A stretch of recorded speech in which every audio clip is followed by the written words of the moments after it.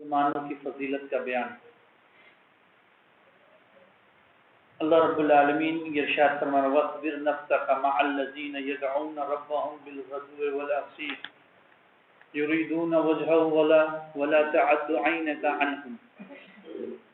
اللہ رب العالمین یہ ارشاد فرما رہے ہیں کہ محمد صلی اللہ علیہ وسلم اور روکے رکھے اپنے لفظ کو ان لوگوں کے ساتھ جو پکارتے اپنے رب کو صبح اور شام، طالب ہے ان کے کہ وہ اللہ کی رضا چاہتے ہیں، اور ان کی آنکھوں کو چھوڑ، یعنی ان کی آنکھوں پہ جو بھی دوڑے تیری آنکھوں کو چھوڑ کر، یعنی اللہ رب العالمین کی خوشنودی کے علاوہ ان کا اور کوئی مقصد نہیں ہوتا۔ حارثہ بن وہب سے روایت ہے کہ میں نے رسول اللہ صلی اللہ علیہ وسلم کو فرماتے ہوئے سنا، کیا میں تمہیں جنتیوں کی خبر نہ دوں؟ پھر آپ نے خود ہی جواب دیا کہ حق کمزور، جو کمزور سمجھا جاتا ہے، اگر وہ اللہ پر قسم کھا لے تو اللہ اسے پورا کر دیتا ہے، کیا میں تمہیں جہنمیوں کی خبر نہ دوں؟ پھر جواب دی کہ ہر تندرست، شرکش، بخیل، اترا کر چلنے والا، متکبر شخص، یعنی جنت میں وہ لوگ جائیں گے جو لوگ کمزور ہیں، مسکین ہیں، ان کے تعلق سے اللہ کے رسول نے فرمایا کہ یہ لوگ جنت میں جائیں گے، اور جہنم میں وہ لوگ جائیں گے جن کی خوبی یہ بتائی کہ جو شرکش ہو، جو بخیل ہو، اترا کر چلتے ہو، گھمنڈ جن کے اندر تکبر ہو، ایسے لوگوں کی صفت جہنمیوں کی۔ اور آپ صلی اللہ علیہ وسلم نے یعنی اس حدیث سے یہ پتہ چلا کہ جو لوگ بھی کمزور مسکین ہیں، اللہ کے رسول صلی اللہ علیہ وسلم اور متقی پرہیزگار ہیں، اللہ کے رسول صلی اللہ علیہ وسلم نے ایسے لوگوں کو جنت کی خوشخبری دی۔ حضرت ابو العباس سہل بن سعد سعدی سے روایت ہے کہ ایک آدمی نے نبی کریم صلی اللہ علیہ وسلم کے پاس گزرے، آپ صلی اللہ علیہ وسلم کے سامنے سے ایک آدمی گزرے تھے، آپ نے اپنے پاس بیٹھے ہوئے آدمی سے فرمایا، یعنی صحابی سے، کہ اس شخص کے بارے میں کیا رائے ہے؟ تو اس نے کہا کہ یہ معزز لوگوں میں سے، اللہ کی قسم یہ اس قابل ہے کہ اگر کہیں پر پیغام نکاح بھیجے تو کوئی اسے لوٹائے نہیں، اور اگر کسی کی سفارش کرے تو سفارش قبول کی جائے، یعنی مالدار شخص تھا، اس کے تعلق سے یہ بات آئی۔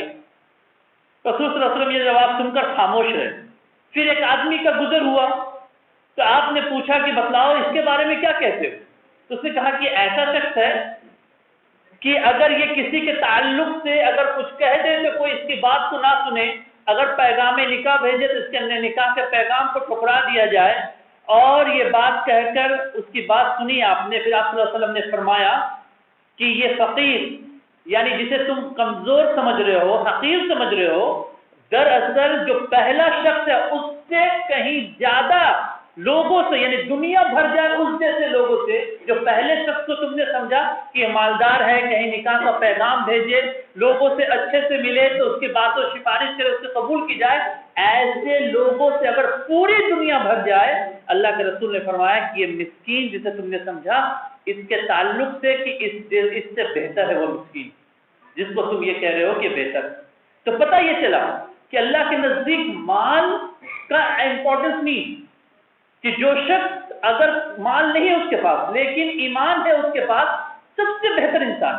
اگر ایک انسان کے جسم میں اوپر سے نیچے تک اگر اس کو بیماری ہی لگی ہو اور اس کا دل میں ایمان ہو، صاحب ایمان ہو، وہ انسان سب سے بہتر۔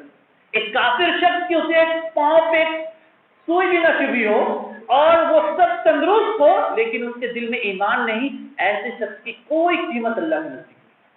تو اس حدیث سے ہمیں پتہ چلا کہ اللہ کے رسول صلی اللہ علیہ وسلم نے فرمایا کہ اصل جو ہے کہ تم اس چیز کو دیکھو کہ کون شخص کتنا متقی پرہیزگار۔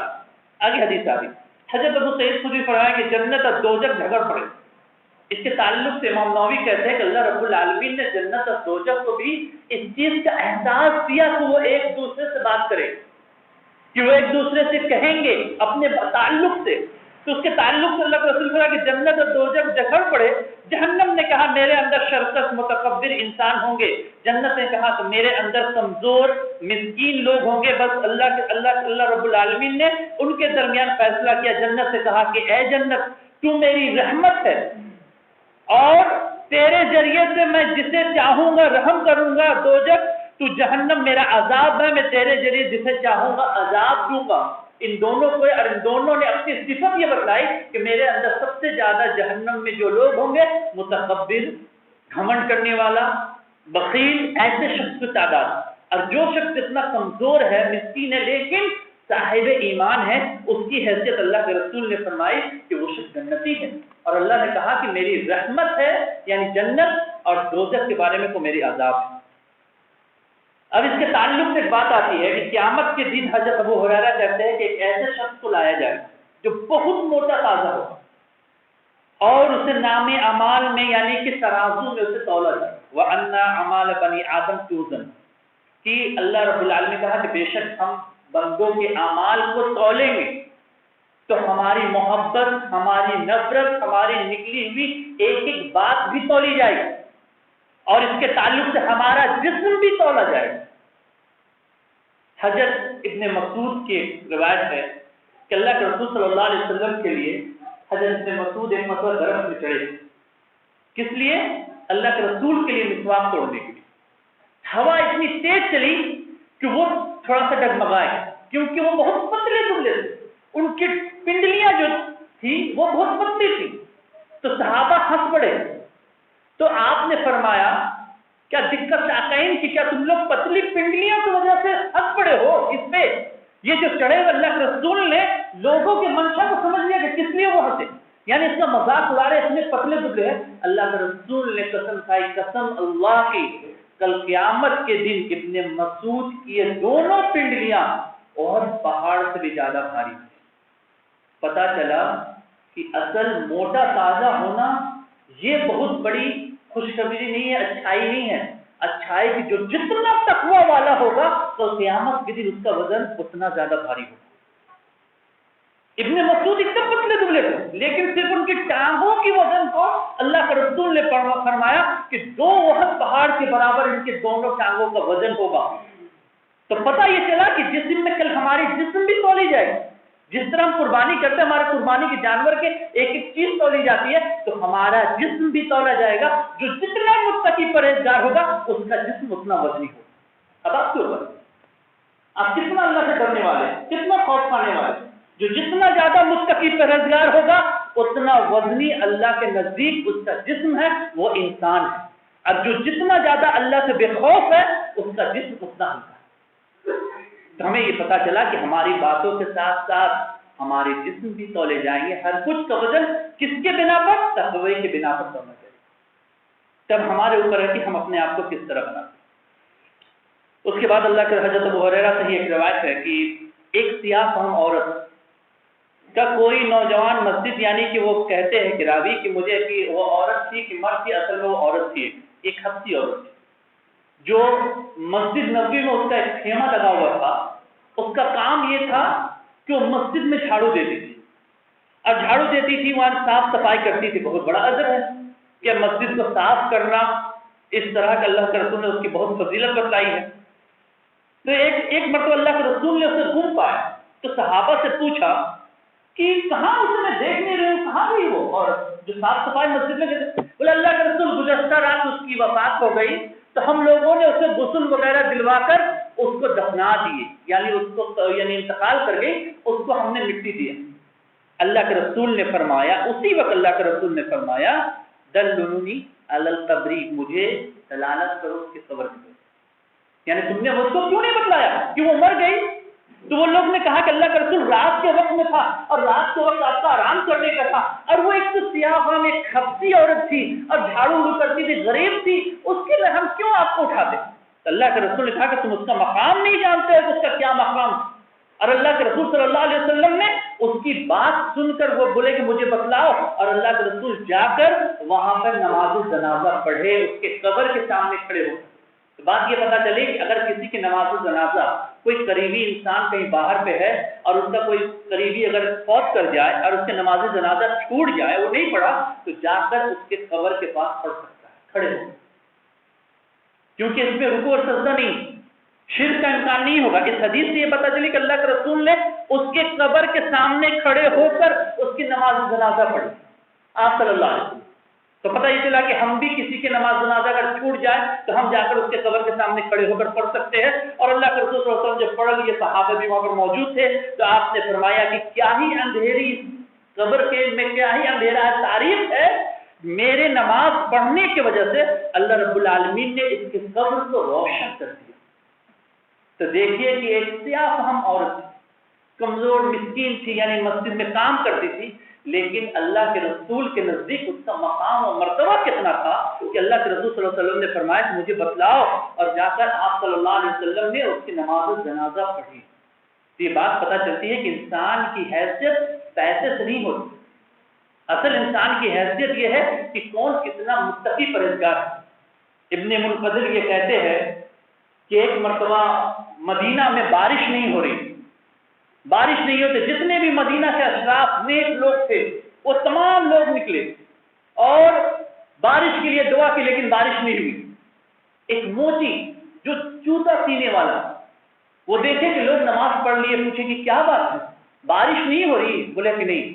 ابن منقدر کہتے ہیں کہ میں دیکھتا ہوں کہ وہ شخص کھڑا ہوگا، اپنے سامان کو لپیٹ کر رکھتا ہے اور رکھنے کے بعد جا کر وضو کرتا ہے اور اللہ رب العالمین کے سامنے اپنے ہاتھ اٹھا کر کہتا ہے کہ اللہ مدینے والوں کو بارش کی ضرورت ہے، اللہ کو بارش برسا دے.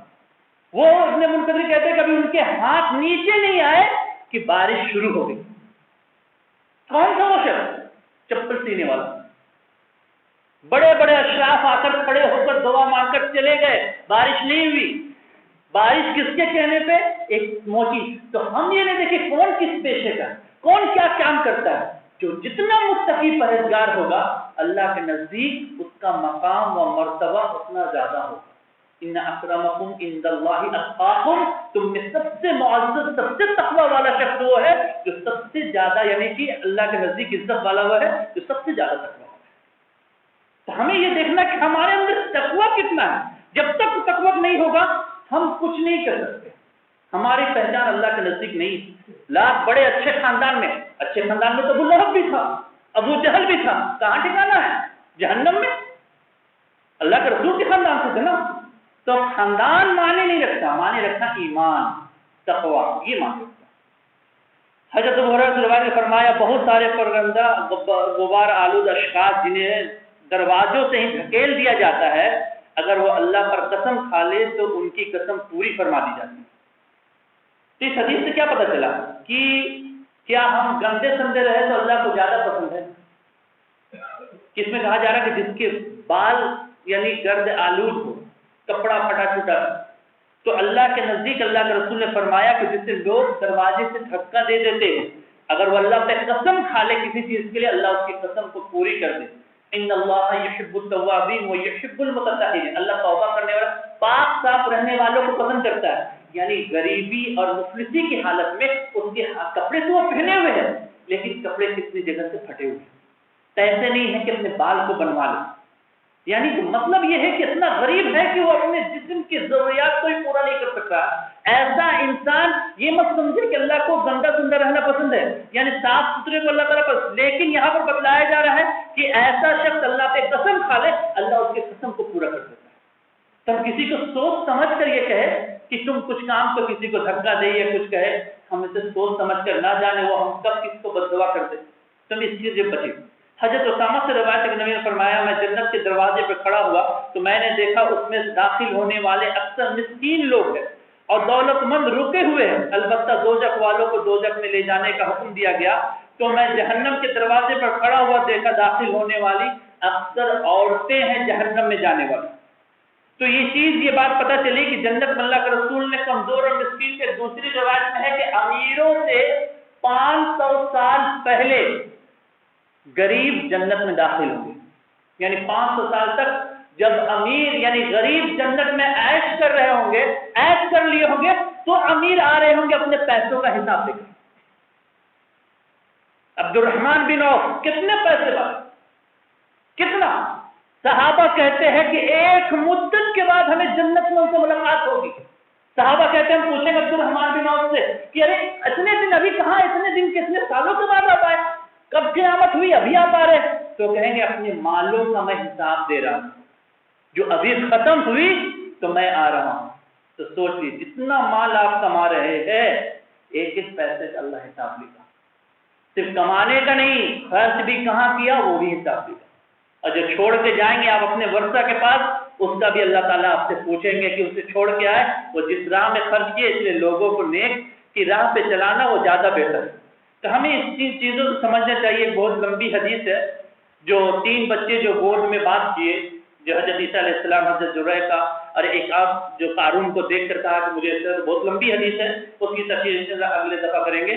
تو ان حدیثوں یہ بات پتہ چلی کہ اللہ کے نزدیک سب سے بہتر انسان وہ جو سب سے زیادہ تقویٰ والا ہے، اور غریب اور مسکین اگر کسی کو اللہ نے غربت دی ہے تو وہ اپنے آپ کو کمزور اور حقیر نہ سمجھے، اگر وہ صاحب ایمان ہے اور اس کے پاس اللہ کا تقویٰ ہے تو اللہ کے نزدیک تمام مالداروں سے، اگر دنیا اس جیسی مالداروں سے بھر جائے تو اللہ کے نزدیک اس کی قیمت زیادہ بہتر ہوگی جو مسکین ہے۔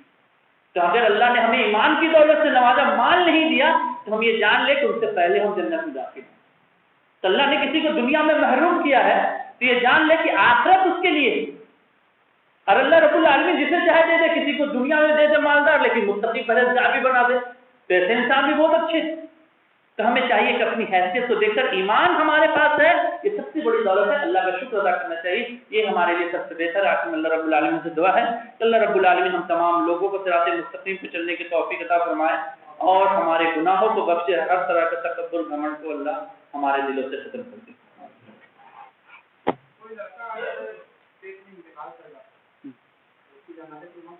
کتنے دنوں میں انتقال کرتا ہے؟